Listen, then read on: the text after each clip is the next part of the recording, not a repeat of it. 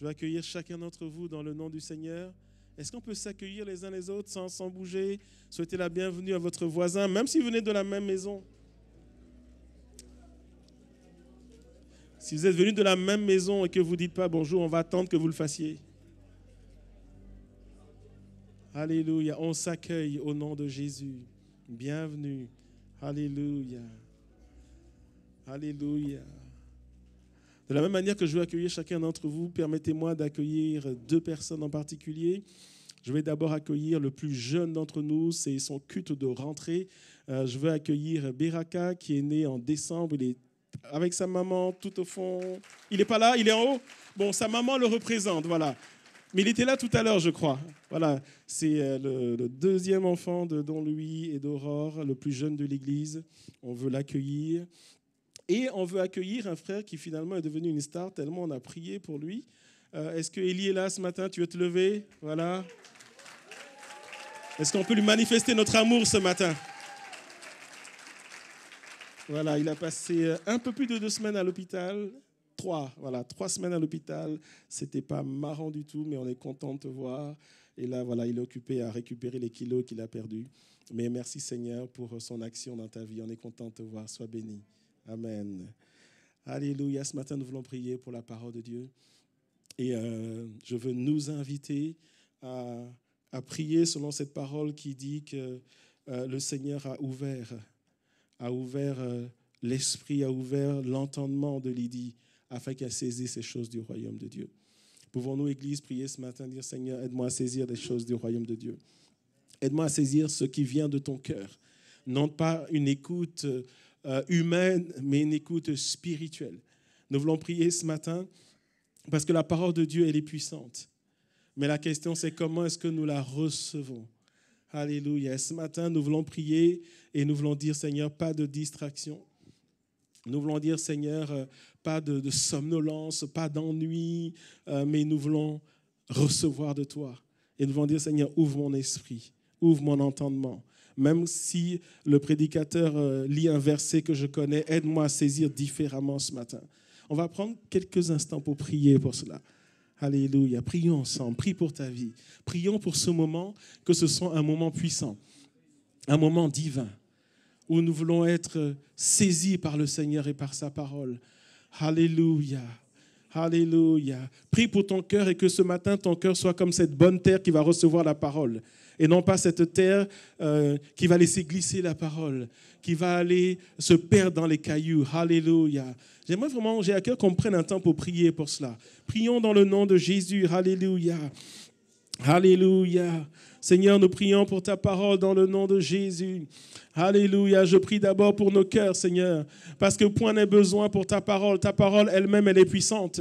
Tu nous rappelles, Seigneur, qu'elle ne revient pas à voir sans produire des effets. Et ce matin, nous voulons prier pour des effets spirituels. Nous voulons prier, Seigneur, pour des effets surnaturels. Seigneur, je prie d'abord pour nos cœurs. Je prie que par le Saint-Esprit qui est présent, que nos cœurs, Seigneur, soient préparés pour recevoir, que nos cœurs soient cette bonne terre, parce que tu nous as prévenus, Seigneur, au travers de la parabole, Seigneur, du semeur, que parfois, Seigneur, l'ennemi vient pour voler, parfois des terres, Seigneur, qui, à cause des soucis de la vie, Seigneur, nous voulons prier que tu prépares nos cœurs afin que la semence puisse porter du fruit dans le nom de Jésus. Seigneur, je veux venir, Seigneur, contre toute distraction. Je prie, Seigneur, que tu apportes la paix à celui qui est troublé peut-être par ses finances, par une situation familiale maintenant. Accorde la paix, Seigneur. Donne l'attention et je veux déclarer que toute œuvre de distraction de l'ennemi est détruite dans le nom de Jésus-Christ de Nazareth.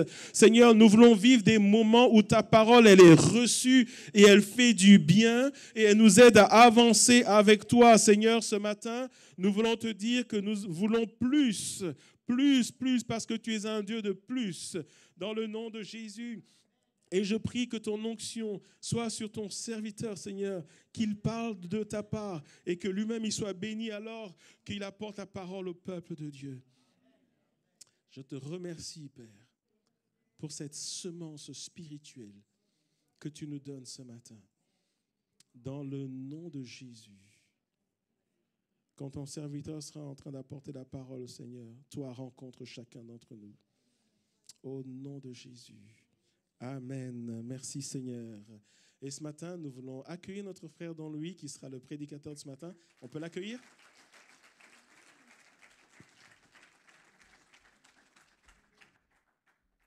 Merci.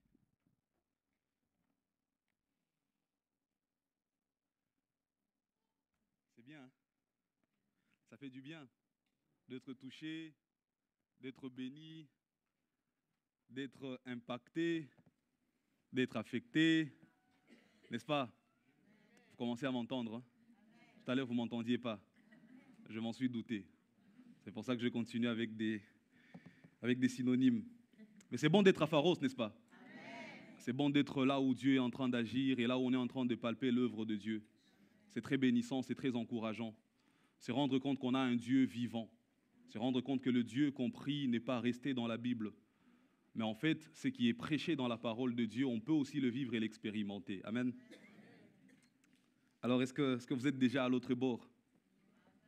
Déjà à l'autre bord ou encore en train de traverser? Je ne sais pas si vous avez dit oui à quelle partie de la question. Oui, déjà à l'autre bord, oui, encore en train de traverser.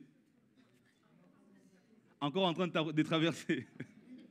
C'est pas grave, c'est pas grave, c'est pas grave. Pour ceux qui sont déjà à l'autre bord, installez-vous confortablement. Dites-moi si tout se passe bien. Ça va, il fait beau de l'autre côté? Dans Pharos, il fait beau? Il fait chaud? Ah, ok. Samuel confirme. Mais vous savez, quand on regarde en arrière, la traversée ne s'est pas faite sans difficulté, n'est-ce pas? Même quand on a lu dans la parole de Dieu, à un moment, il y a eu un vent violent. Les disciples qui passaient à l'autre bord, ils ont même failli se noyer. Ils ont commencé à crier, « Maître, Maître, ne t'inquiète-tu pas de ce que nous périssons ?»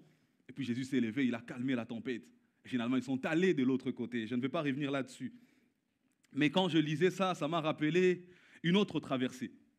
Une traversée particulière qu'on a dans la Bible, la traversée du peuple de Dieu de l'Égypte vers la terre promise. Et ce n'est même pas ma prédication ce matin, seulement lorsque je lis la Bible et que je vois David revenir là-dessus, c'est quand même intéressant parce que David, lui, quand il raconte, ce n'est pas comme toi et moi, il est très poète. Il est très poétique, c'est assez imagé son discours, beaucoup de métaphores là-dedans. Mais dans le psaume 68, lorsque vous l'étudiez, vous vous rendez compte qu'il est en train de raconter les épisodes de la traversée. Et c'est là que vous trouvez l'un des versets préférés de cette église. Dieu s'élève, ses ennemis se dispersent. Le premier verset de ce psaume-là. Il est en train de faire référence justement aux ennemis du peuple de Dieu qui se sont dispersés pour que la voie soit libre. Et il dit même qu'il dissipe ses ennemis tels de la fumée devant lui. Parlant du psaume 68, donc, lorsque vous l'étudiez, vous pouvez trouver 4 thèmes centraux qui sortent là-dedans. Et le premier thème central de ce psaume, c'est on voit que Dieu est un guerrier puissant qui disperse ses ennemis. D'où le verset premier que j'ai dit. Et ça, vous le voyez du 1er au 6e verset, plus ou moins.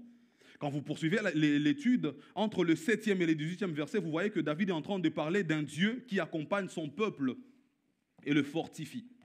C'est là que vous voyez des expressions comme Dieu est le père des orphelins, le défenseur de veuves. C'est là que vous voyez que David dit « Quand tu sortis à la tête de ton peuple, la terre trembla, tu fus tombé une pluie bienfaisante. Ton peuple s'établit dans le pays que tu avais préparé. » Il est en train de parler du Dieu qui les a accompagnés et qui continue de les accompagner et qui les fortifie. Le troisième sujet de ce psaume qu'on peut retrouver, c'est entre le 19e et le 31e verset, où on est en train de parler d'un Dieu souverain. Du Dieu souverain sur toutes les nations, et d'ailleurs qui attire tous les rois vers lui. Quand vous lisez ce psaume, vous voyez ça. Et le quatrième thème qui va émerger de ce psaume, ça va être plus ou moins l'appel à louer Dieu pour ses œuvres merveilleuses. Et là, David commence à dire, tous les royaumes de la terre, chantez à Dieu, rendez gloire à Dieu. Ce psaume, il est plus ou moins structuré comme ça, et on arrive à la fin du psaume. Mais ce qui m'impressionne là-dedans, et ce qui a attiré mon attention, c'est qu'au milieu de ce psaume, David va donner un ordre de la part de Dieu qui vient comme de nulle part. Comme de nulle part, en fait. Il est en train de parler de tout ce que je vous ai dit. On sent qu'il y a un cheminement logique. Et à un moment, il s'arrête et il va donner un ordre au peuple de Dieu. Et David, il fait ça très souvent. Il fait ça très souvent. Il est en train de louer, il est en train d'adorer, mais il sort quelque chose qui est prophétique, qui ne va pas s'appliquer à lui. On sent comme s'il est en train de parler à Dieu ou il parle de la part de Dieu, mais ça ne s'applique pas dans ces circonstances-là. Rappelez-vous de tous les psaumes messianiques que David a écrits. À un moment, on l'entend dire « Mon Dieu, pourquoi m'as-tu abandonné ?» Mais il n'est pas en train de parler de lui parce que Jésus sortira la réplique à la croix et on saura que c'était de Jésus qu'il s'agissait. À un moment, encore David, toujours en train d'adorer, en train de louer, à un moment il dit « Tu ne permettras pas que ton sein voie la corruption. Tu ne permettras pas que ton sein soit enterré. » Et lorsque Pierre reviendra sur ses discours, il dira « Permettez-moi de rappeler que nous connaissons tous la tombe de David. » Donc il n'était pas en train de parler de lui, il était en train de parler de celui qui était, celui que la mort ne pouvait retenir. Et ça revient très souvent dans les écrits de David. Il parle au présent, mais il sort quelque chose qui est prophétique. Et permettez-moi de mettre une parenthèse déjà en introduisant, c'est que les adorateurs ont la particularité d'accéder au cœur de Dieu. Ils ne sont pas forcément prophètes, mais les adorateurs, ils ont la particularité de saisir le battement du cœur de Dieu. Ils sont tellement proches de Dieu qu'à un moment, Dieu se sent obligé de dire, comme il avait fait avec Abraham, « Cacherai-je à Abraham? Tu es tellement proche de mon cœur que je te donne certains secrets, pas parce que tu es prophète, mais parce que tu es adorateur. » J'aimerais t'encourager à être vraiment adorateur. Un adorateur, c'est très rare qu'il soit surpris. Il a l'impression de vivre en rediffusion. Dieu ne lui a rien dit. Il n'a pas vu quelque chose de particulier. Mais il a tellement passé du temps avec Dieu qu'il peut sortir de là et te donner une direction de toute ta vie. Alors soyons adorateurs, n'est-ce pas? Mais laissez-moi revenir sur le psaume 68 et de parler de l'ordre dont je suis en train de parler depuis quelques instants. Le psaume 68, verset 28, on a vu... avant même de lire le psaume, on a vu, je vous ai donné les thèmes qui sortent de ce psaume. Et vous allez le lire à la maison, vous verrez que cet ordre-là vient comme de nulle part. Et David va dire, psaume 68, 28 ou 29 dans certains versets, « Ton Dieu ordonne que tu sois puissant. » Il est en train de parler de Dieu. Il est en train de parler de la victoire, de tous les succès. Et puis il s'arrête, il dit, « Ton Dieu ordonne que tu sois puissant. » La suite dit, « Affermis, ô Dieu, ce que tu as fait pour nous. » Je vous ai pris le 26 et le 27e verset. On ne va pas les projeter, mais je vais vous les lire pour que vous voyez que ça vient comme de nulle part en fait. Le verset 26, il dit ceci. « Bénissez Dieu dans les assemblées. Bénissez le Seigneur, descendant d'Israël. » Verset 28, « Là sont Benjamin, le cadet donc de Jacob, le plus jeune qui domine sur eux, les chefs de Juda et leurs troupes. Les chefs des Zabulons, les chefs de Nephtali. » Il parle de ça et puis il dit « Ton Dieu ordonne que tu sois puissant. » David, où est la cohérence? Où est la cohérence? Pourquoi à ce moment? Et ce matin, vous aurez peut-être l'impression que c'est ce que je fais. Parce que nous sommes dans une logique. Pharos est dans une certaine logique, une logique particulière. Le dimanche passé, on nous a parlé de l'identité. Connais ton identité pour exploiter les possibilités illimitées. Le dimanche d'avant, pasteur Anne nous a parlé des pensées, comment vaincre là-dedans. On a eu le pasteur Gauthier qui est venu et il nous a parlé ici de la louange. Et au milieu de tout ça, je viens comme de nulle part pour te dire, sois et demeure puissant. Et c'est mon thème ce matin. Sois et demeure puissant. Ne sois pas seulement puissant, mais demeure puissant. Le mot qui est traduit par puissant dans ce verset 28 du psaume 68, c'est le mot oser en hébreu. Et il veut dire plus ou moins ce qui suit. Il veut dire puissance, il veut dire force. Mais c'est la force à la fois matérielle et physique, mais c'est aussi la force personnelle, sociale ou politique. En fait, lorsqu'il est en train de dire « ton Dieu ordonne que tu sois puissant », il parle à la fois au peuple de Dieu en tant que collectivité, mais aussi il parle aux individus, aux Israélites, parce que ces mots s'appliquent et à l'entité et aux personnes qui composent l'entité. Ton Dieu ordonne que tu sois puissant. Et c'est une puissance matérielle, mais c'est aussi une puissance physique. C'est une puissance personnelle, c'est une puissance sociale, c'est une puissance politique. Et donc, lorsqu'il dit ton Dieu ordonne que tu sois puissant, et je rends grâce à Dieu, je rends gloire à Dieu pour la manière dont ce culte a été conduit, parce qu'il est en train de parler de la puissance qui touche à la fois l'esprit, l'âme et le corps. Il veut que tu sois spirituellement fort, ton Dieu. Il veut que tu sois émotionnellement fort, le même Dieu. Mais il veut aussi que tu sois physiquement fort. C'est pour ça que ce matin, il a commencé par te guérir, pour que tu sois physiquement fort. Il s'est occupé de ton âme pour que les problèmes émotionnels soient aussi équilibrés. Il s'est occupé de ton esprit pour que tu grandisses et que tu gagnes en puissance. Amen. Et donc, quand je dis sois puissant ce matin, comprends-le comme s'adressant à tout ton être, à ton corps, à ton âme et à ton esprit. Mais être puissant implique 4 choses. Le fait d'être puissant implique 4 choses. Ça implique d'abord d'avoir la puissance. Lorsque ton Dieu ordonne que tu sois puissant, cela suppose qu'il faut que tu aies la puissance.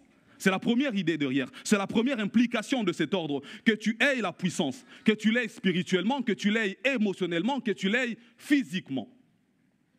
La deuxième implication, c'est que être puissant, c'est aussi être conscient de la puissance dont on dispose. Ton Dieu ordonne que tu sois puissant, donc tu as la puissance, mais tu en es aussi conscient. Parce que lorsque tu ne sais pas que tu l'as, alors ça ne sert à rien de l'avoir. D'ailleurs, ça me conduit à la troisième implication de cet ordre. Être puissant signifie exercer cette puissance. Tu l'as, tu en es conscient, mais tu ne te contentes pas seulement de l'avoir ni d'en être conscient, tu exerces cette puissance-là, tu manifestes cette puissance-là, tu la démontres. Et rappelle-toi, tu ne la démontres pas seulement spirituellement en chassant les démons, tu ne la démontres pas seulement émotionnellement, en étant fort émotionnellement, en étant inébranlable, mais tu la démontres aussi en étant physiquement fort et en bonne santé. Et la quatrième implication, être puissant signifie demeurer puissant. Parce que le but, ce n'est pas d'avoir la puissance un jour. Le but, c'est de l'avoir toujours. Amen. Alors ce matin, très rapidement, je vais nous proposer de voir quelques principes essentiels de la puissance. Quelques principes essentiels de la puissance. J'en ai retenu 5. Vous pouvez continuer l'étude et vous en trouverez, je suis sûr, beaucoup. Mais ce matin, par la grâce de Dieu, et si le temps me le permet, je vais me limiter à 5 principes essentiels de la puissance. Amen. Le premier principe, c'est que être puissant est un ordre. Ce n'est ni une suggestion, ce n'est ni une proposition, c'est un ordre. Ce n'est pas une option, c'est une nécessité. Ton Dieu ne propose pas que tu sois puissant. Ton Dieu ne suggère pas que tu sois puissant. Ton Dieu ordonne que tu sois puissant. C'est un ordre. Et le point de départ de la puissance, c'est justement la déclaration de la puissance. On va le lire, ce n'est pas moi qui l'invente, c'est Joël 3,10 qui nous le dit. On va le lire ensemble. De vos joyaux forgés des épées et de vos serpes des lances, que le faible dise « Je suis fort ».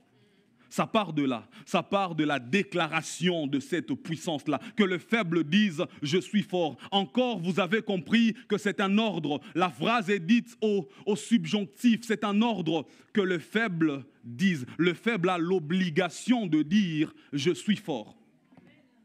Il n'a pas de choix. Il a l'obligation de dire « Je suis fort ». Alors, Louis Ségon, quand tu nous dis « Oyo » là, ça veut dire quoi? Les oyaux, c'est un terme, c'est un instrument d'agriculture en fait. C'est une petite houe qui a des lames courbes et qui sont taillées tout simplement. Ce sont là des oyaux. Il y en a qui savent. Les serpes, ce sont des outils formés d'une large lame tranchante en croissant, montée sur une manche et servant à tailler le bois et à élaguer. Et ton Dieu est en train de dire ceci. Tu vas prendre ce que tu utilises déjà dans l'agriculture. Tu vas en faire des armes avec lesquelles tu vas combattre. Et il faut que, tout en faisant ça déjà, tu dises « Je suis fort ». Permets-moi de te dire ceci. Quand tu es face à un combat, ce n'est pas à ce moment-là que Dieu va créer les armes à utiliser. Tu as déjà les armes à ta disposition. Il faut tout simplement les réorganiser, les réutiliser. Vous avez déjà des oyaux, vous avez des serpes, alors c'est bon. Faites-en des épées, faites-en des lances. Et que le faible dise « Je suis fort ». Les armes à utiliser aujourd'hui ne sont qu'une dérivée des armes qui existent déjà. C'est à nous d'apprendre à les manier. C'est flou ce que je dis. Mais permettez-moi de compliquer ça davantage. La même Bible qui contient des promesses, qui est remplie de paroles, non, qui contient la parole de Dieu. Rappelez-vous, l'apôtre Paul dira, et l'épée de l'esprit qui est la parole de Dieu. La même Bible qui contient la parole de Dieu a toutes les paroles qui concernent toutes les circonstances que tu peux rencontrer. Alors, la Bible est en train de dire ceci. Prends déjà ce que tu avais utilisé pour surmonter la dépression. Manie ça autrement pour que tu surmontes la maladie. Prends déjà ce qu'il y a dans la Bible, que tu as déjà utilisé pour autre chose, qu'on a l'habitude d'utiliser pour autre chose. Viens utiliser ça pour vaincre autrement. Tu as déjà ça à ta disposition. Manie ça autrement et c'est bon. Dieu ne crée pas toujours une nouvelle arme. La Bible est pleine d'armes. La même Bible, elle est capable de t'aider, comme je disais, à surmonter la dépression. Mais la même Bible a des promesses pour te rendre riche et prospère. La même Bible a des paroles qu'il te faut pour t'aider à préparer un examen et à réussir. La même Bible a des paroles qui t'aident à rendre ta famille victorieuse. La même Bible, la même arme-là, celle-là, elle est capable de t'aider à conquérir des territoires. Apprends seulement à manier. Voilà pourquoi Dieu dit ceci. Puisque tu as déjà des armes à ta disposition, et puisque mes armes à moi sont invincibles, avant même d'aller combattre, toi qui te crois faible, déclare déjà, je suis fort.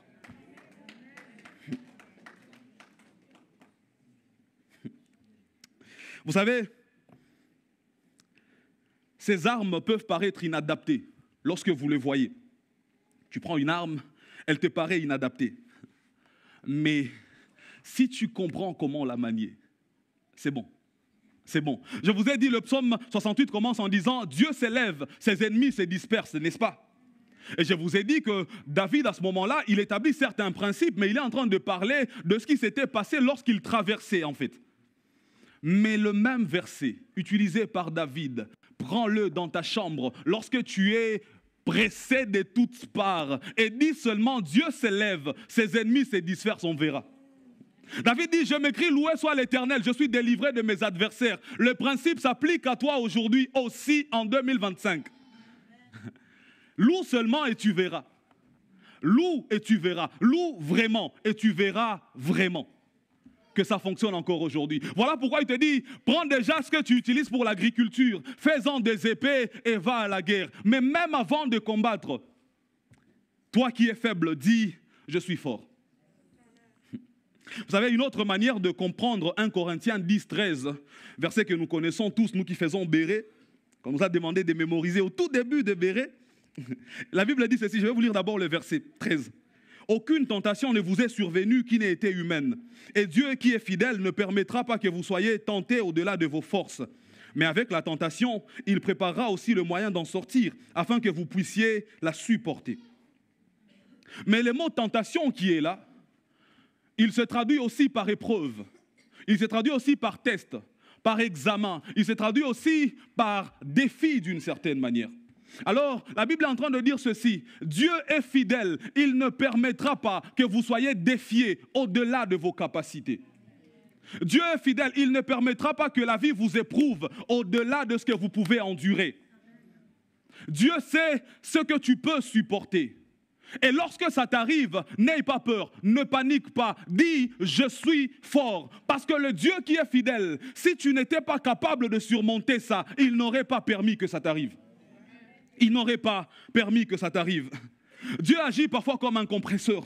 Le défi arrive, il le voit, il te voit. Il voit le défi, il te voit. Il comprime ça, il diminue ça, il rapetisse ça tellement. Et puis lorsque tu peux endurer, il te dit « gère ». Toi, tu penses que ça va te tuer, tu es au bout de ta vie. Mais non, si cela t'est arrivé, c'est que tu peux surmonter ça. Alors parfois, on est confortable, on est dans notre zone de confort, on y est bien, on aime l'agriculture, on aime utiliser nos serpes, on aime utiliser nos joyaux, on n'a pas envie d'utiliser les épées et les lances. Et on est bien là-dedans, on est dans la zone de confort. De temps en temps, le moyen pour Dieu de te montrer que tu as changé de dimension, que tu as shifté, c'est de t'exposer aux défis auxquels tu n'étais pas exposé avant. Quelqu'un n'a pas compris. Je vais rendre ça plus compliqué. Lorsque tu es habitué à combattre une seule personne, par exemple, tu penses que c'est ta limite maximale. Tu t'arrêtes là. Mais quand tu grandis et que tu as maintenant la capacité d'en combattre deux, Dieu t'envoie deux personnes. Alors lorsque tu les vois venir, la Bible dit n'aie pas peur. Tu vois ce que tu utilisais là pour gagner une personne, manie ça autrement, tu vas vaincre deux personnes. Parce qu'il est fidèle, il ne permettra pas que tu sois tenté au-delà de tes forces. Alors, toi quand tu te vois faible, Dieu il te voit tellement fort qu'il t'ordonne de les déclarer. Il te voit tellement fort qu'il dit, mon fils, ma fille, toi qui te vois faible là, dis, je suis fort. D'ailleurs, j'ai une question. Qui t'a dit que tu es faible? Entre nous, qui t'a dit que tu es faible? Quel courrier de quel ange as-tu reçu qui te dit, toi, tu es faible? Qui t'a dit ça? Et si tu es faible, admettons, c'est par rapport à quoi? Par rapport à qui? On n'a pas la même mission. C'est normal qu'on ne puisse pas avoir le même équipement. Alors si moi je me compare à quelqu'un d'autre qui excelle dans son domaine et qui brille, j'aurai l'impression d'être faible. Mais je ne suis pas appelé à faire ce qu'il fait. Dans son couloir à lui, il a ses propres défis, il a l'équipement qui l'aide. Dans le mien, j'ai mes propres défis, j'ai l'équipement qui m'aide. Je vais rendre ça plus compliqué. Moi et toi, nous ne sommes pas pasteurs de cette église, n'est-ce pas? Cette église a un pasteur. Ça veut dire que pour qu'il soit pasteur, il a l'onction sacerdotale qu'il établit pour être pasteur. Je peux continuer à compliquer ça? Ok. Donc si moi je commence à passer ma vie à dire, Seigneur, je ne sais pas résoudre les problèmes auxquels le pasteur Franck est exposé, donc je suis faible, c'est que j'ai un problème. Lui là, il est équipé pour gérer ces problèmes-là. Moi, je ne suis pas appelé à le faire maintenant, donc je n'ai pas son équipement. Je ne peux pas dire que je suis faible. Lui, il est fort parce qu'il fait ce à quoi Dieu l'appelle. Moi, je deviens faible parce que je m'improvise dans un domaine qui n'est pas le mien. Et on s'improvise tellement dans ce qui ne nous regarde pas. Et on a l'impression d'être faible et on déprime.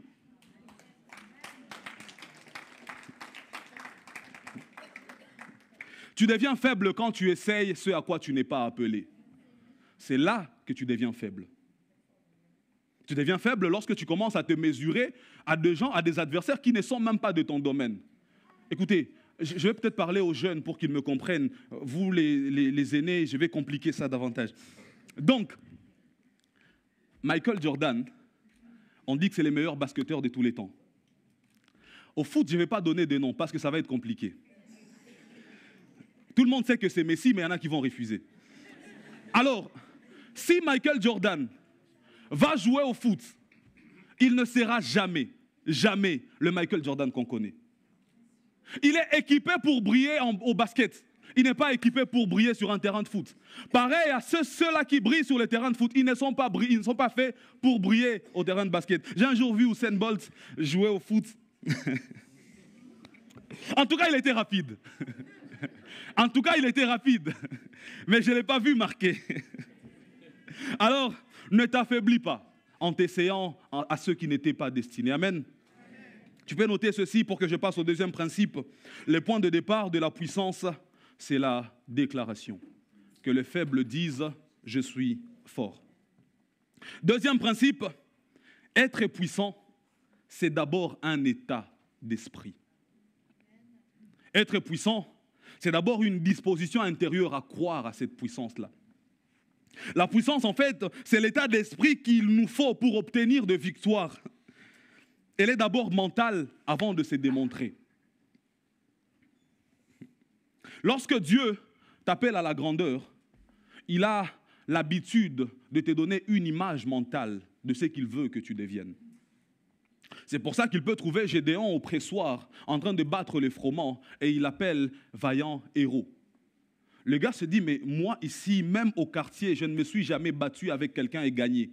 Toi, tu es en train de m'appeler vaillant héros. Qu'est-ce qui se passe? Parce qu'il veut que tu aies la disposition intérieure d'un puissant. Il veut d'abord que ça rentre à l'intérieur avant que ça ne sorte. Il a fait la même chose avec Jérémie. Il l'a appelé prophète des nations. Jérémie dit, moi je ne suis qu'un enfant. Dieu lui dit, non, ne dis pas que tu es un enfant. Tu iras vers ceux envers qui je t'enverrai. Parce que moi, je t'ai établi prophète des nations. Lorsque Dieu t'appelle à la grandeur, il te donne d'abord cette image mentale-là. Il veut d'abord que ça rentre, que tu puisses incorporer ça dans ton esprit, dans ton mental, dans ton système de pensée, que tu saches que tu es vraiment puissant. Alors tu peux la démontrer. Vous savez pourquoi? Parce que nous ne sommes pas toujours conscients de l'étendue de notre puissance. Nous ne sommes pas toujours conscients de l'étendue de notre savoir. Parfois, si vous êtes honnête, c'est en discutant avec quelqu'un que vous vous rendez compte que je ne savais pas que je savais tout ça en fait. Il te pose une question, tu réponds. Il te pose une question, tu réponds. Et tu es en train de te rendre compte que tu connais beaucoup de choses, mais tu n'en étais même pas conscient. Alors Dieu qui sait ce qu'il a mis en toi, il vient et te dit, toi là, tout le monde te voit comme un petit enfant. Moi, je t'ai appelé, je t'ai établi prophète. Alors il est temps que je t'appelle prophète. Alors si Dieu t'appelle prophète des nations, qui va t'appeler Jérémie? Si Dieu lui-même t'appelle prophète des nations, qui va refuser? Si t'appelles vaillant héros, qui va te résister? Mais le problème à nous, c'est que lorsque nous sommes devant un défi, un problème, nous avons tellement peur que nous commençons à dire à Dieu, Père, fortifie-moi. Père, fortifie-moi. Et lui, il nous répond, ne t'ai-je pas donné cet ordre? Fortifie-toi et prends courage. Le pasteur nous a prêché là-dessus, je ne vais pas revenir. Mais j'aimerais juste insister sur le fait que si Josué passait sa nuit à dire, Seigneur, les ennemis sont forts, aide-moi, Amalek est puissant, fortifie-moi, Dieu lui dirait, ne t'ai-je pas donné cet ordre? Fortifie-toi et prends courage. Déclare que tu es fort et tu verras ma puissance s'est déployée. J'étais en train de dire que la puissance, c'est d'abord un état mental. La puissance, elle est d'abord un état d'esprit. Et j'aime beaucoup le cas de Jonathan, le fils de Saül. On n'en parle pas beaucoup, mais c'était le meilleur ami de David. Lorsqu'ils se sont vus pour la première fois, la Bible dit, le cœur de Jonathan s'attacha à David et il l'aima. Les deux, ils ont quelque chose en commun, quelque chose de très particulier que je vais faire ressortir ce matin. C'est qu'à un moment, toujours les Philistins, les ennemis légendaires de Saül, ils les ont attaqués. Mais non seulement ils les attaquent, mais vous savez, dans tout Israël, d'après la Bible, il n'y avait personne pour tailler les armes. Donc ils allaient chaque fois chez les Philistins pour faire tailler leurs armes. Donc c'est l'ennemi qui avait la technologie nécessaire pour aiguiser vos épées. Alors les Philistins disent, maintenant on ne va plus aiguiser vos épées. Et donc les Israélites sont là, ils ont les armes, mais qui ne peuvent pas trancher. Et ils ont peur. Et ils sont là, ils se cachent. La Bible dit, Saül était avec 600 personnes, mais ils étaient plus ou moins cachés, atterrés. Et j'aime l'état d'esprit de Jonathan. Je propose qu'on le lise dans 1 Samuel 14, du 6e au 7e verset. La Bible dit ceci. Jonathan dit au jeune homme qui portait ses armes, viens et poussons jusqu'au poste de ces incirconcis. Exactement comme David les avait appelés. Peut-être l'Éternel agira-t-il pour nous, car rien n'empêche l'Éternel de sauver au moyen d'un petit nombre comme d'un grand nombre. En fait, il dit, ça fait longtemps qu'on se cache ici. On veut être nombreux, on veut être armés. Mais qu'est-ce qui oblige l'Éternel de nous donner la victoire au moyen d'un petit nombre? Pourquoi il faut seulement que nous soyons nombreux pour que nous puissions aller gagner? En fait, il a un autre mental. Alors que son père, le roi, il dit, non, mon armée est trop petite, il faut que je recrute. J'ai besoin d'hommes supplémentaires, j'ai besoin d'armes aiguisées. Son fils se dit, mais en fait, Dieu n'a pas besoin que nous soyons nombreux pour qu'il nous donne la victoire. Et il dit à son porteur d'armes, ils sont deux, ils vont aller dans les camps des Philistins, il dit, viens avec moi. Peut-être que Dieu nous donnera la victoire, parce que rien ne l'en empêche. Le verset 7 dit ceci, celui qui portait ses armes lui répondit, fais tout ce que tu as dans le cœur, n'écoute que ton sentiment. Me voici avec toi, prêt à te suivre. Et lorsque vous lisez la suite du récit, la Bible dit, en fait, non, Jonathan est fort. Il dit ceci, allons chez les Philistins. Et puis il dit ceci, s'ils nous disent, qui êtes-vous? Attendez là-bas. On va comprendre que Dieu n'est pas avec nous, on n'ira pas. Mais s'ils nous disent, venez vers nous, on comprendra que c'est là que l'Éternel nous donne la victoire et nous irons. Il ne dit pas, Seigneur, donne-moi un signe. Il dit, Seigneur, moi j'y vais. S'ils osent me demander d'avancer vers eux, c'est fini pour eux. Et la Bible dit, il est allé, il s'est aidé de ses mains et de ses pieds et il en a tué une 20. En fait, lui, il s'aidait de ses mains, de ses pieds. Son porteur d'âme les achevait par la suite. Et on a dénombré 20 cadavres directement. Alors que son père et toute son armée étaient cachés. Ça, c'est le mental d'un puissant. Ça, c'est la puissance en fait. Et c'est très important de la voir. C'est vraiment, vraiment important. C'est vraiment important de se dire, là, je ne vois rien. Je n'entends rien. Je ne ressens rien. Mais je sais que Dieu est avec moi. Je sais que je suis puissant. J'y vais, on verra là-bas. Si ça marche, tant mieux. Si ça ne marche pas, tant mieux. J'aurai appris. Mais on y va quand même. On raconte l'histoire d'une maman, une servante de Dieu, qui priait dans une église.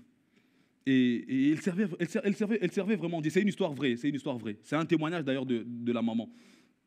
Et elle connaît toutes les promesses de Dieu sur sa vie. Elle connaît la puissance qu'elle est supposée posséder. Son pasteur prêche là-dessus tous les jours. Elle sait très bien. Et puis elle se rend compte que depuis un temps, sa fille qui était encore qui avait peut-être 5 ans plus ou moins, commence à avoir des crises d'épilepsie. La première fois, on l'amène à l'hôpital. On stabilise et revient à la maison. La deuxième fois, la troisième fois. Et chaque fois, ça arrive quand elle n'est pas à la maison.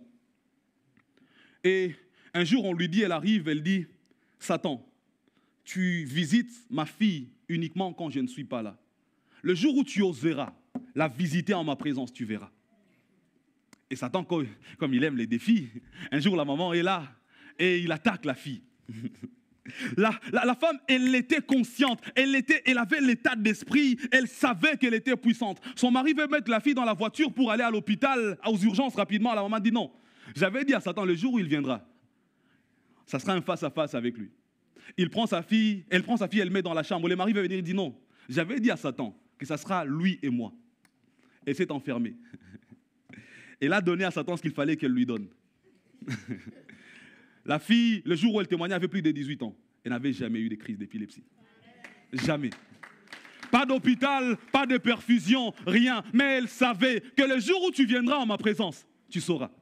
Ça, c'est l'état d'esprit qu'il nous faut avoir. On va vers le défi pour gagner. On va vers le défi pour l'emporter. Notez ceci, je passe au prochain principe. Combattre pour triompher et combattre pour ne pas perdre fait toute la différence entre les puissants et les faibles. Je répète. Non, je complique ça. Les puissants, eux, ils combattent pour gagner. Les autres, ils combattent pour ne pas perdre. Devinez quoi? Le premier remporte toujours. Le deuxième perd toujours. Alors, lorsque tu vas au combat, s'il te plaît, Pharos, vas-y pour gagner. Vas-y pour l'emporter. Fais comprendre au diable que s'il t'attaque, il le sentira. Et si en le lui ayant promis, il essaye quand même, frappe-les vraiment. Cogne-le vraiment. Jusqu'à ce que tu restes le seul maître à bord. S'il vient la nuit, lève-toi, bats-toi. S'il vient le jour, lève-toi, bats-toi. Mais il faut qu'il sente qu'il n'a plus le droit de revenir. Il faut qu'il le sente. Ne te bats pas seulement jusqu'à le repousser. Frappe-le tellement jusqu'à ce que tu prennes une partie de son territoire. Comme ça, il ne viendra plus se battre chez toi. S'il veut se battre, ça sera sur son territoire à lui. Amen. Troisième principe. Exploit égale puissance plus Dieu. Exploit égale puissance plus Dieu. Les matheux, les mathématiciens sont contents. On a mis une formule. En fait, ce que j'essaie de dire, c'est ceci. La puissance de l'homme ne produit des exploits que lorsqu'elle s'exerce avec le concours de Dieu. C'est tout ce que j'essaie de dire. L'homme, pour qu'il arrive au niveau de faire des exploits, il a besoin d'agir avec Dieu. Amen. On va le lire. Psaume 108, 13. Le psalmiste dit ceci. Avec Dieu, nous ferons des exploits. Il écrasera nos ennemis. Avec Dieu, nous ferons des exploits. Il écrasera nos ennemis.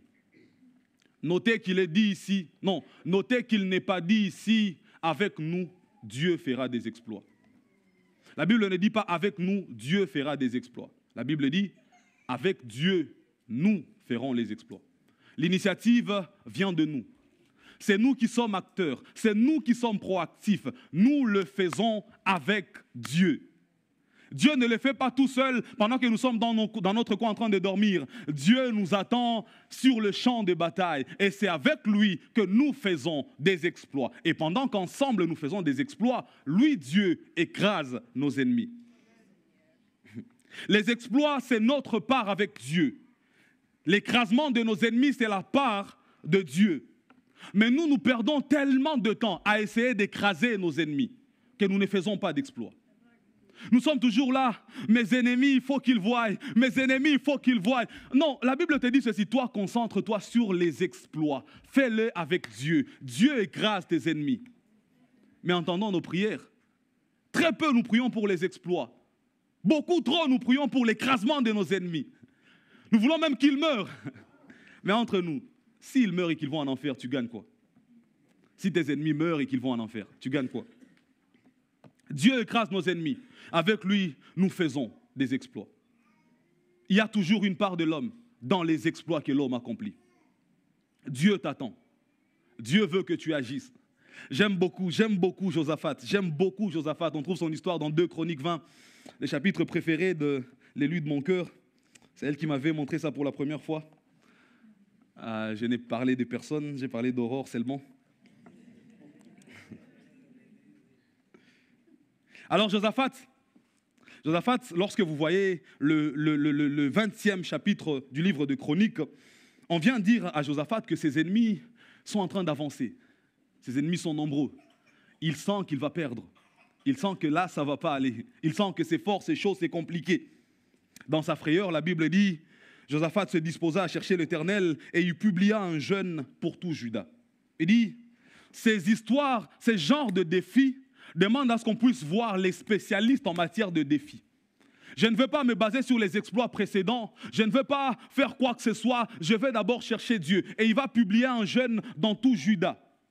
Et ils vont jeûner, ils vont prier. Pendant qu'ils sont en train de prier, pendant que Josaphat est en train de parler à Dieu, et lisez la prière de Josaphat, c'est l'une des belles prières au monde. J'aime beaucoup cette prière parce qu'il est en train de parler à Dieu. Il dit, je paraphrase, mais qu'est-ce qui peut t'empêcher de gagner? Qui peut l'emporter contre toi? Qui peut triompher face à toi? Qui est aussi fort que toi? Et il parle à Dieu, jusqu'à ce que Dieu envoie un message, et on va le lire ensemble ce matin. 2 Chroniques 20, du 16e au 17e verset. Voici l'ordre que Dieu donne maintenant. Demain, descendez contre eux, contre vos ennemis donc. Ils vont monter par la colline de Tzitz, et vous les trouverez à l'extrémité de la vallée en face du désert de Jéruel. Mais c'est la suite qui m'intéresse, le 17e verset, écoutez bien. Vous n'aurez point à combattre en cette affaire. Présentez-vous et tenez-vous là et vous verrez la délivrance que l'Éternel vous accordera. Juda et Jérusalem, ne craignez point et ne vous effrayez point. Demain, sortez à leur rencontre et l'Éternel sera avec vous. Quand vous lisez la suite, en fait, ils sont sortis avec des Lévites en train de louer, en train d'adorer. Ils se sont placés là où Dieu leur a demandé de se placer, mais ils n'ont jamais combattu. J'aime bien l'expression, je pense, de Louis II. La Bible dit, les ennemis là, ils cédèrent à se tuer. Eux-mêmes là, il y a eu quelque chose qui s'est passé dans leur camp et ils ont commencé à s'entretuer. Les Juifs n'ont jamais combattu dans cette bataille-là. Ils étaient seulement là. En fait, Dieu dit ceci, moi je vais combattre, mais les exploits veulent que vous soyez là. Vous présentez-vous seulement. J'ai une question pour toi, Dieu. Pourquoi nous ne restons pas chez nous et tu en finis de l'autre côté? Pourquoi il faut que nous puissions nous présenter? Pourquoi il faut que nous soyons là? Pourquoi il faut que nous puissions être présents alors que nous n'allons pas combattre? Tu l'as déjà dit même aujourd'hui, avant même qu'on aille. Tu dis qu'on ne va pas combattre, mais pourquoi tu veux que nous soyons là? Parce que la formule, c'est avec Dieu, nous ferons des exploits. Aussi puissant que tu es, je t'en supplie, ne t'engage pas sans Dieu. Même si tu sais que tu es puissant, depuis le début, je te dis tu es puissant, et c'est vrai. Je te dis même de la part de l'Éternel, sois puissant, et c'est vrai. Mais ne déploie pas la puissance sans Dieu. Parce qu'à chaque combat, sa stratégie. À chaque combat, sa stratégie. Josaphat, peut-être qu'il aurait pu y aller avec des épées. Ce n'était pas la stratégie de la victoire ce jour-là. Va demander à Dieu, le puissant que je suis, comment est-ce qu'il va gagner ici? Quelle est la stratégie de la victoire? On ne gagne pas tous les combats, toutes les batailles de la même manière. Lisez la Bible, de temps en temps, il leur dit, allez, présentez-vous. De temps en temps, il dit, contournez-le, venez par derrière. De temps en temps, il dit, allez avec des cruches, écrasez-le. De temps en temps, il dit, faites le tour de Jéricho. À chaque combat, sa stratégie. Alors, avant d'aller combattre, prends le temps avec ton Dieu. Sois sûr d'avoir capté la parole, l'instruction, l'orientation. Ensuite, tu peux y aller. C'est seulement là que tu vas être certain que les exploits vont t'accompagner. Vous savez, le pasteur nous a prêché ça très souvent, mais j'aimerais revenir là-dessus. Vous savez, parfois tu traverses la mer Rouge à pied sec. Moïse a étendu les bâtons, le fleuve, la mer s'est divisée en deux, vous êtes passés. Mais parfois aussi, il faut d'abord que les pieds arrivent dans les Jourdains pour que les Jourdains s'arrêtent. Vous vous rappelez, il a parlé de ça tout à l'heure, quand il parlait de passer à l'autre bord avec l'arche que les Lévites devaient porter sous Josué. De temps en temps, c'est mouillé que tu vaincras. Tu seras mouillé, mais tu vas quand même gagner. Parce qu'il faut d'abord que les pieds rentrent dans l'eau. De temps en temps aussi, ce sera sans avoir été mouillé. Mais la stratégie vient de Dieu. La stratégie vient de Dieu. Ne t'habitue pas à la manière dont Dieu te donne la victoire. Ça a coûté très fort à Moïse, très fort. Dieu lui dit pour la première fois, frappe le rocher, il frappe le rocher. Deuxième fois, parle au rocher. Il est tellement fâché, il frappe à nouveau le rocher. L'eau sort, certes, mais il n'a pas vu la terre promise. À chaque combat, sa stratégie. C'est pour ça que même si tu es puissant, ne t'habitue pas aux choses de Dieu. Ne t'habitue pas à Dieu. Demande toujours, Seigneur, comment il faut que je m'y prenne? Comment il faut que je procède? Dieu, c'est ton assurance victoire. Mais Dieu voit aussi ce que tu ne vois pas. Alors, consulte-le d'abord. J'insiste là-dessus. Dans cette histoire d'exploit, vous savez, Dieu n'est pas toujours notre employeur. Il est comme notre associé. Il est notre associé. Il fait des choses avec nous. Nous ne les faisons pas que pour lui. C'est pour ça qu'il dit, avec Dieu, nous ferons des exploits. J'ai envie de poser la question, de dire à quelqu'un, montre-moi ton audace, je prédirai tes exploits. Montre-moi combien audacieux tu es, je te dirai combien victorieux tu es susceptible de devenir. Si tu n'es pas audacieux, si tu ne vas pas provoquer des choses avec Dieu, tu ne feras pas des exploits. À votre avis, comment on remplit des stades? Ceux qui font des campagnes d'évangélisation, comment ils font? Eux, ils invitent. Mais c'est Dieu qui convainc les cœurs pour que les gens participent.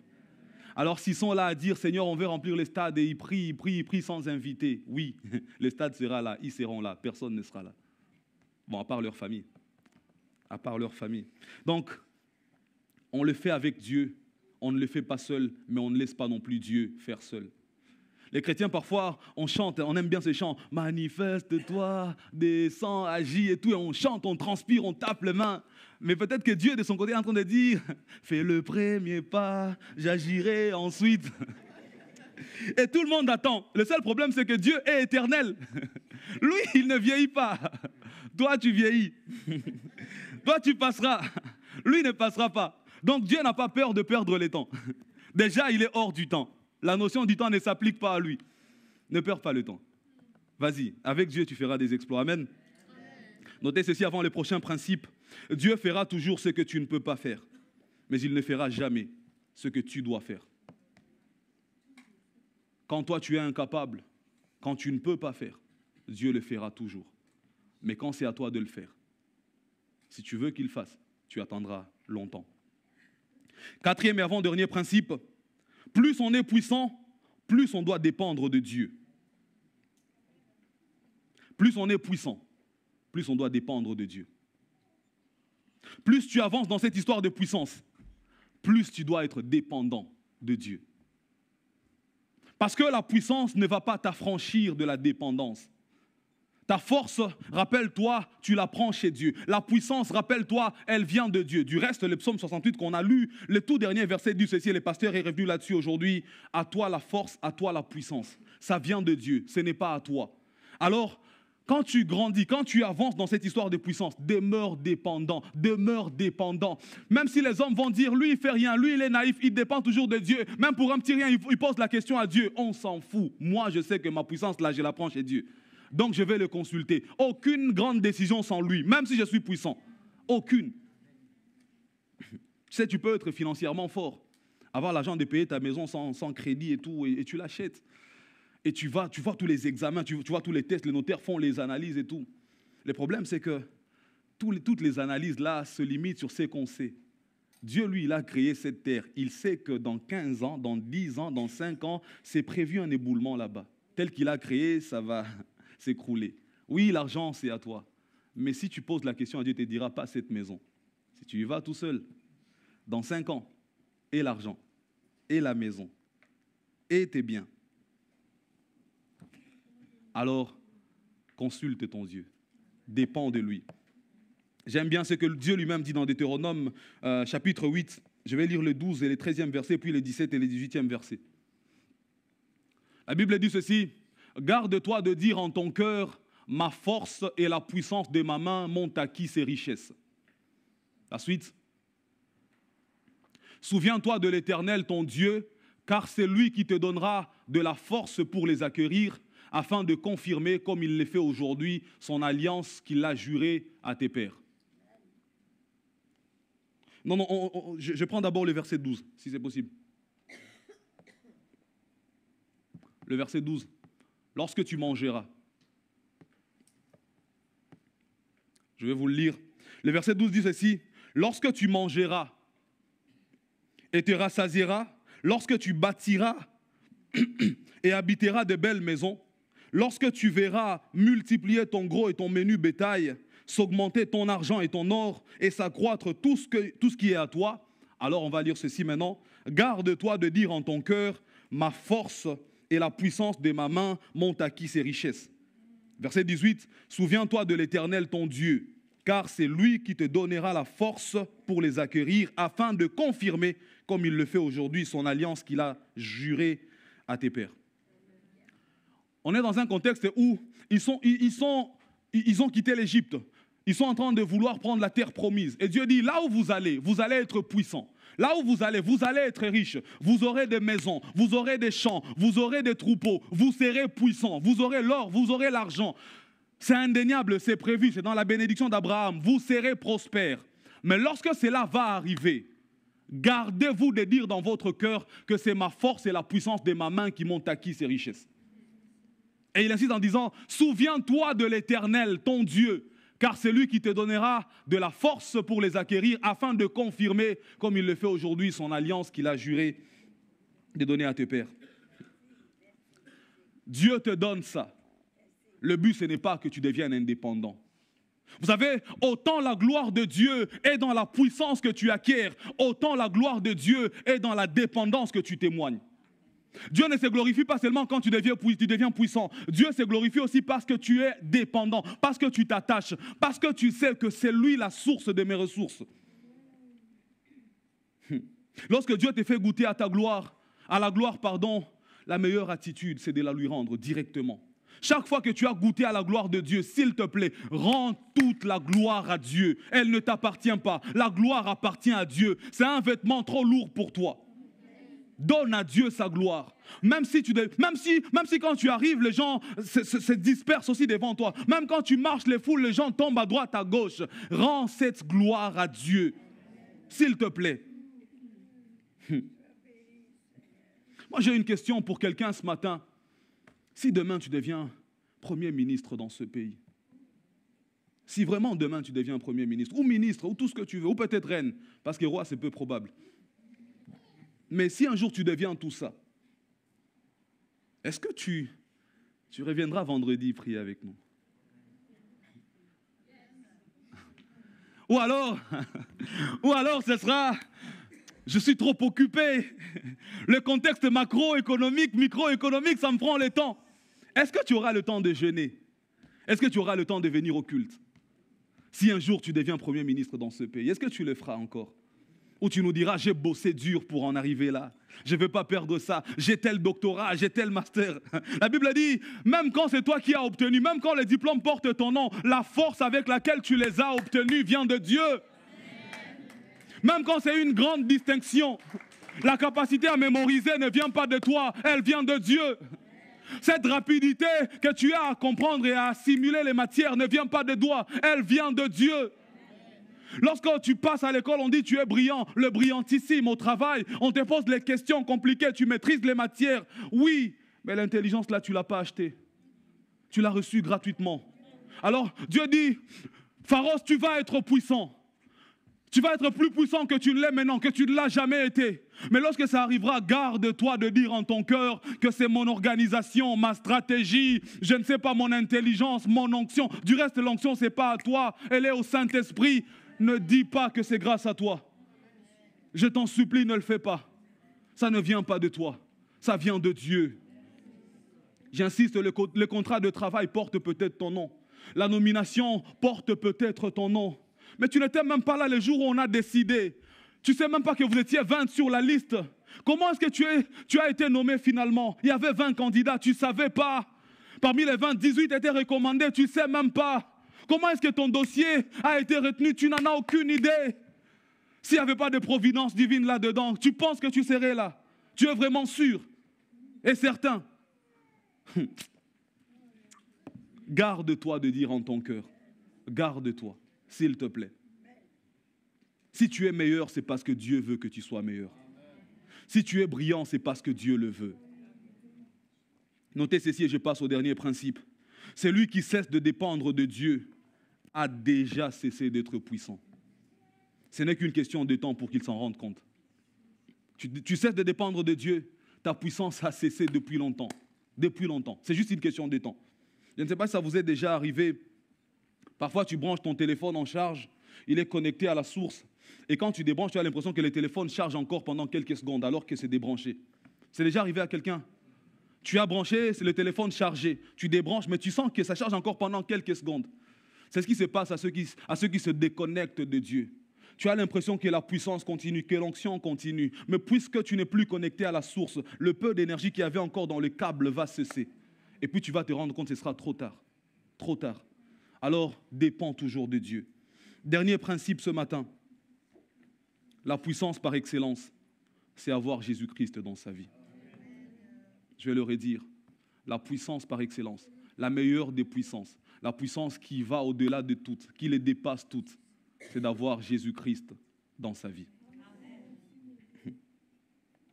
La vraie puissance n'est ni matérielle, ni spirituelle, ni émotionnelle, même si tout ça c'est important et c'est un ordre de Dieu. Mais la vraie puissance, c'est vraiment avoir Jésus à la fois comme sauveur et Seigneur. Parce que souvent nous aimons les sauveurs. Les seigneurs, on a du mal. Parce qu'au Seigneur, on obéit et on n'aime pas obéir. Mais les sauveurs, ils nous sauvent et on l'aime beaucoup. On va lire dans Actes 3, 6. Alors Pierre lui dit, je n'ai ni argent ni or, mais ce que j'ai, je te les donne. Au nom de Jésus de Nazareth, lève-toi et marche. Rappelez-vous, il s'agit d'un paralytique à l'entrée du temple qui est là. Et lorsque, en fait, sa vie, c'était, on le déposait là, il demandait l'aumône. Et quand il voit Pierre et Jean, la Bible dit, il le regardait s'attendant à recevoir d'eux quelque chose. Et Pierre le regarde et lui dit, je n'ai ni argent ni or, mais ce que j'ai, je te le donne. Notez, Pierre n'a pas dit, je n'ai ni or ni argent. Il a dit, je n'ai ni argent ni or. Parce qu'en fait, il est en train d'établir une hiérarchie. Il est en train de le dire dans l'ordre croissant des priorités, de valeurs, pardon. L'argent est là, l'or est là. Je n'ai pas ces deux, mais ce que j'ai, je te le donne. Tu n'as peut-être pas compris. Je n'ai pas l'argent, je n'ai pas l'or, mais ce que je te donne est au-dessus des deux. Si j'avais l'argent, j'aurais un pouvoir quelconque. Si j'avais l'or, je serais un homme puissant, certainement. Mais moi, je n'ai ni argent, je n'ai ni or, mais ce que j'ai, je te le donne. Au nom de Jésus, lève-toi et marche. Il dit, puisque j'ai Jésus, j'ai plus que l'or, j'ai plus que l'argent. Puisque j'ai Jésus, je peux te demander de te lever et de marcher. J'aurais pu te donner tout l'argent du monde. Tu le consommerais et tu reviendrais ici. Je peux te donner tout l'argent, tout l'or du monde. Tu resteras paralysé. Et tu reviendras ici après avoir tout consommé. Ou peut-être même qu'on va te voler ça. Mais ce que j'ai, je te le donne. Au nom de Jésus, lève-toi et marche. Ayons Jésus. C'est très important. Ayons Jésus. L'argent là, ça passe. Hein? L'or aussi de temps en temps, ça passe. D'ailleurs souvent. On dit parfois que non, c'est une valeur refuge. L'or ne perd pas de valeur. Mais regardons les bourses de temps en temps et on verra. Par contre, Jésus, c'est une valeur sûre. Jésus, il n'y a pas de fluctuation dans le fait d'avoir Jésus. Ayons Jésus. C'est la puissance par excellence. Tu veux être puissant. Peu importe le domaine. Aie Jésus. Tu es malade, rappelle-toi. Il dit lui-même, je suis celui qui pardonne tes péchés et qui guérit ta maladie. Par ses meurtrissures, nous avons été guéris. Il donne la puissance physique. Tu as un problème émotionnel, il dit, l'Esprit du Seigneur est sur moi. Il m'a oint pour guérir tous les malades, pour guérir ceux qui ont le cœur brisé. Il s'occupe de l'émotionnel. Tu veux être spirituellement puissant, ce n'est pas grave. Il dit, voici les miracles qui accompagneront ceux qui auront cru. En mon nom, ils chasseront des démons. Tu veux quoi d'autre? Qu'est-ce que tu veux? Qu'est-ce que tu veux? Si tu as Jésus, tu as tout. C'est la puissance par excellence. C'est la puissance la meilleure. Et vous savez, on grandit dans la puissance. On grandit dans la puissance. C'est pour ça que ce matin, on disait, ce que tu as déjà eu, ce n'est pas tout ce que tu peux recevoir. Il y a mieux, il y a autre, il y a plus pour toi. Il faut grandir là-dedans. Lorsque Jésus part, il dit aux disciples, en mon nom, ils imposeront les mains aux malades et les malades seront guéris. Mais ici, Pierre n'a même pas imposé la main. Il a juste dit, au nom de Jésus, lève-toi et marche. Lisez les livres des Actes et vous verrez que de temps en temps, les mouchoirs qu'on appliquait sur les apôtres allaient guérir les malades. Parfois, ils passaient et leur ombre guérissait les malades. La puissance, on grandit là-dedans. Mais cette croissance-là provient de la dépendance avec Jésus, mais de l'intimité aussi avec Jésus. Notez ceci et je conclus. Avoir Jésus, c'est avoir un abonnement illimité à la source intarissable de puissance. Je vais le redire. Avoir Jésus, c'est avoir un abonnement illimité à la source intarissable de puissance. Ce matin, je suis venu te dire de la part de l'Éternel, sois et demeure puissant. Et je t'ai dit que sois et demeure puissant implique 4 choses. Avoir la puissance. Et le fait d'avoir la puissance, c'est un ordre, pas une suggestion. Être puissant, c'est aussi être conscient qu'on a la puissance. Voilà pourquoi je dis au deuxième principe que la puissance est d'abord un état d'esprit. Troisièmement, je vous ai dit, être puissant signifie exercer la puissance. Voilà pourquoi, au troisième point, nous avons vu que c'est avec Dieu que nous faisons des exploits. Et au quatrième point, nous avons vu que la puissance doit nous maintenir dépendants de Jésus. C'est comme ça qu'on l'exerce. Et j'ai dit aussi, être puissant signifie demeurer puissant. Et au dernier point, je nous ai dit que le secret pour demeurer puissant, c'est avoir Jésus dans nos vies. Inclinons nos têtes dans la prière et j'aurai fini.